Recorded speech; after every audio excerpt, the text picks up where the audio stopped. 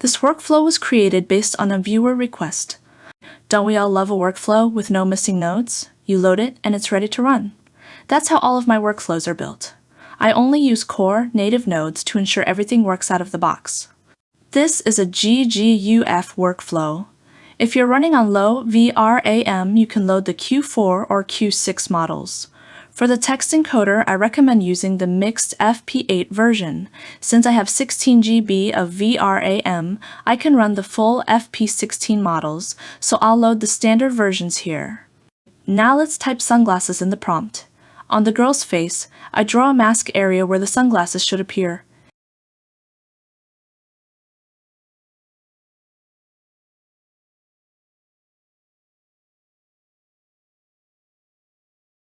Then I run the queue. We get a clean result, with the sunglasses placed correctly on the masked area. The sunglasses look great and the lighting is consistent. However, there's a small chip on the left edge. That likely means the mask didn't cover the area properly, so I'll redraw and slightly expand the mask area and run it again. And now the sunglasses look perfect. Now, I'll save this image of her wearing the sunglasses and load it back in. Next, let's change her outfit. In the prompt, I enter blue blazer. I draw a mask area over her body, covering the entire shirt so the model can replace it with a blue blazer. Now let's run the queue. We replace the white shirt with a blue blazer.